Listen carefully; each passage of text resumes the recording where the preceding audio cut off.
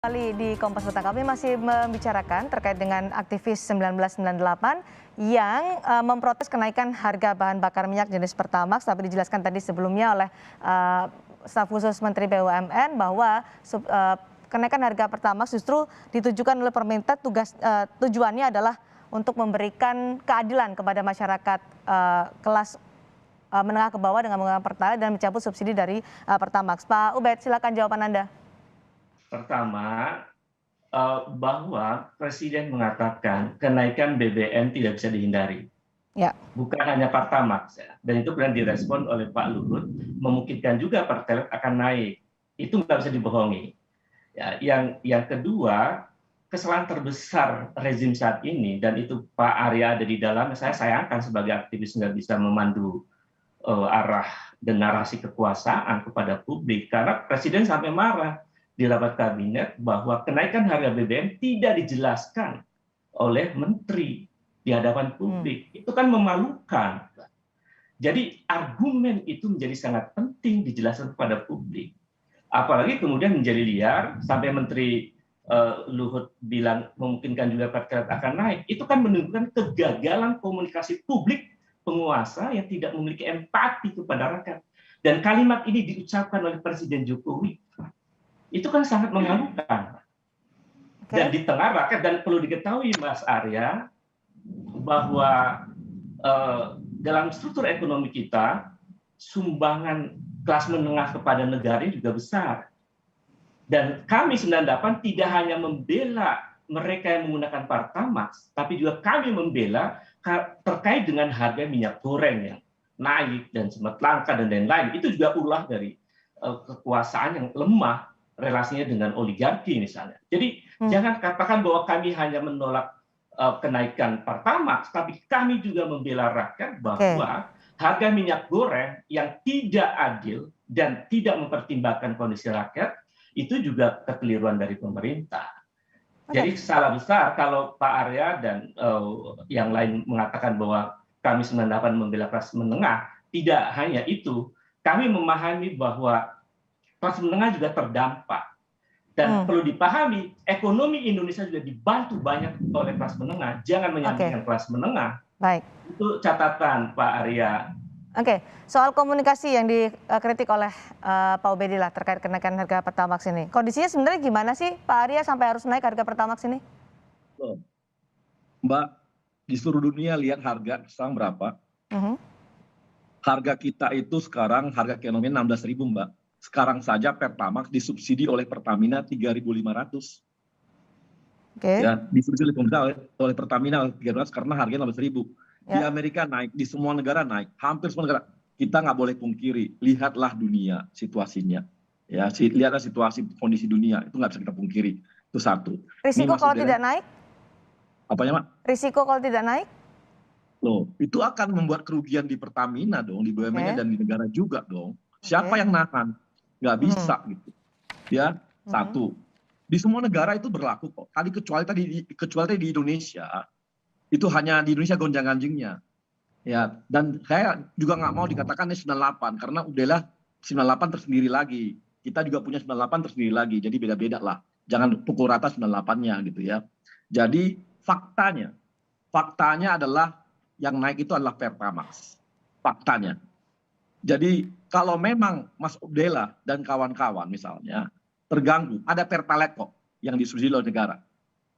Jadi orang kalau mau masuk ke Pertalite juga ada kok barangnya. Jadi nggak perlu khawatir. Jadi silakan. Kalau ngomong bakal naik, semua juga bisa memperkirakan bahwa dengan kondisi dunia sekarang ini bisa bakal naik. Ya memang bisa bakal naik, gitu ya. Tapi kan kenyataan fakta sekarang yang naik hanya Pertamax. Pertalite nggak naik. Silakan Mas Ubedillah ke SPBU. Silakan aja. Kalau soal kemarin ada ini biasa itu shifting, ya. Tapi sekarang coba lihat SPBU mana yang tidak ada Pertalite-nya, udah terpenuhi semua oleh Pertamina. Jadi semua dipenuhi oleh Pertamina sehingga nggak ada lagi tuh antrian Pertalite seperti hari pertama sampai hari keempat. Hari kelima udah mulai membaik, hari keenam, hari ketujuh udah aman sekarang. Udah mulai tenang bahwa nggak ada lagi namanya Pertalite, di kekosongannya nggak ada lagi tuh. Jadi itu adalah karena shifting. Jadi semua tiba-tiba ke sana shifting aja. Tapi ini fakta. Fakta yang ada adalah kalau soal naik, nanti ini akan naik, ini akan naik. Semua juga tahu dengan kondisi dunia sekarang. Makanya saya bilang Mas Ubdillah ini juga lihat kondisi dunia. Oke. Ya, di samping Ya. corona baru ada namanya Ukraina ini, Ya, Rusia. ya. Jadi ini bukan hanya Indonesia loh, bukan Ya, hanya saya- Indonesia. Nah, Oke.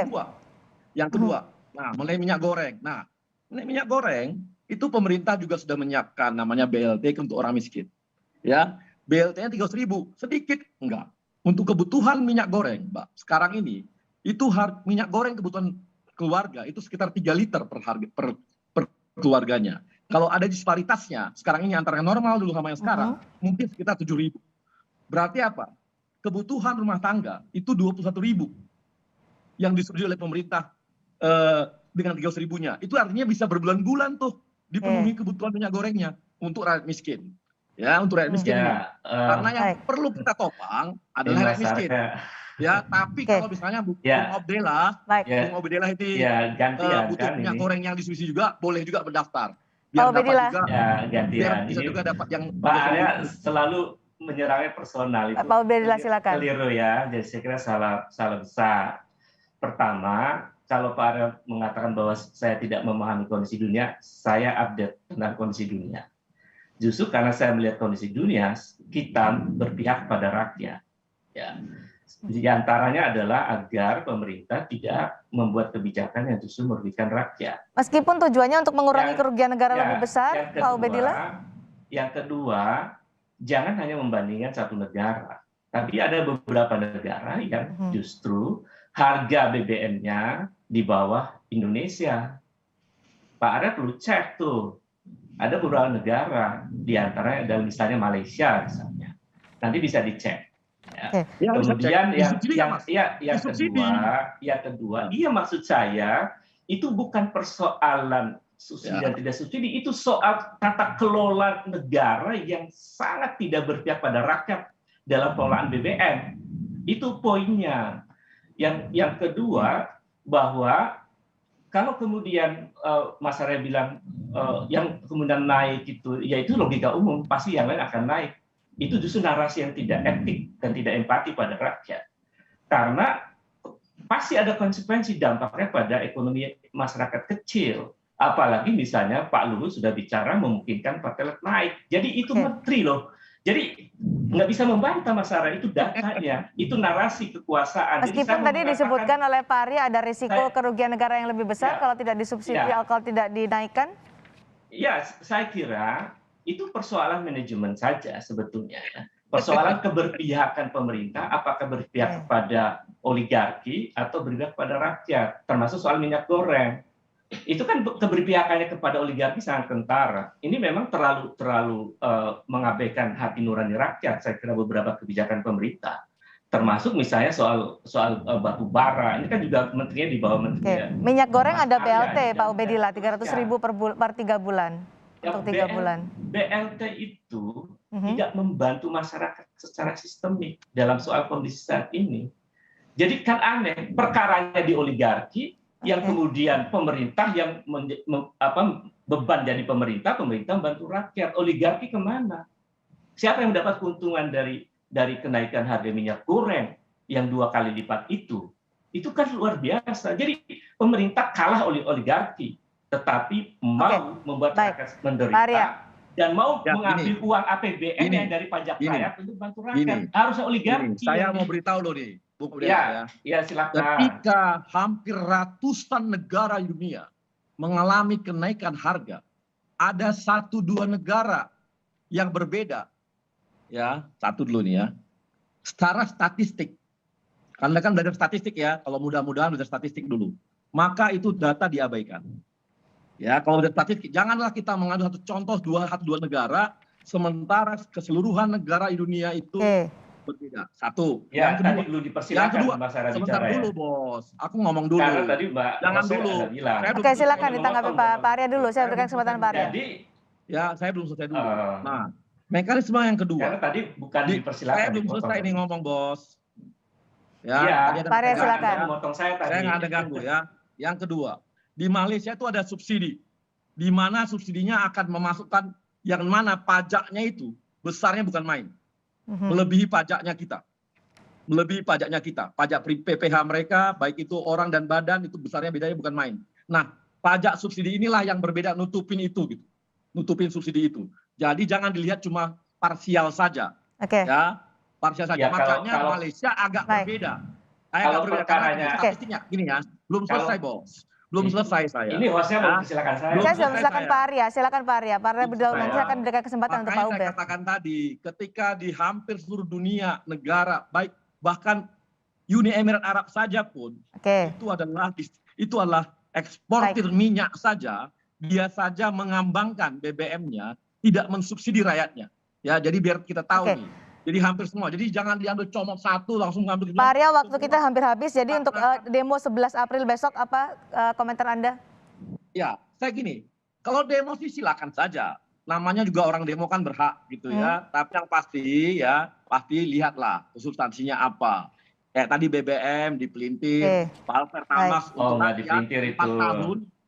4 tahun yang subsidi itu tidak ada naik sedikit pun. 4 tahun loh. Mbak, Oke, saya baik. kira Sejak ini nggak adil. Tahan dulu Pak Ubed. Waktunya. Mau kondisi Baik. pandemi, mau kondisi apa, mau kondisi sekarang Oke. harga minyak tinggi pun di dunia, harga Pertalite sekarang kalau Baik, Pak Anda Arya. ke SPBU, itu tetap. Dan Oke. kalau bahkan Anda ke Iya, sana, Oke, iya. baik Pak Arya. Paham. Kami sudah dapat poinnya. Silakan Pak Ubedillah.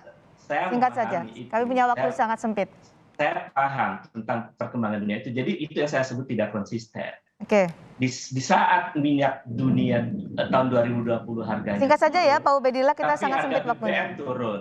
Kemudian sekarang argumen juga harga minyak dunia naik. Jadi itu logikanya nggak konsisten pemerintah. Oke. Yang kedua, yang diperjuangkan oleh mahasiswa dan aktivis 98 yang tentu saja berkaitan pada kepentingan rakyat, itu bukan hanya kenaikan BBM, Oke. juga persoalan-persoalan lain yang justru membuat masyarakat kita menjadi menderita. Jadi Oke. kegaduhan ini bukan karena Baik. mahasiswa. Yang bikin gaduh itu adalah kekuasaan pemerintah. Oke. Oke, unjuk rasa 11 April nanti mahasiswa akan bergerak. Terima kasih Pak Ubedillah dan juga Sama-sama. Pak Arya Sinulinga, staf Terima khusus kasih. Menteri BUMN, tadi sudah berbincang terkait dengan besok unjuk rasa yang dilakukan oleh mahasiswa terkait dengan kenaikan harga bahan bakar minyak jenis Pertamax. Terima kasih Bapak-bapak.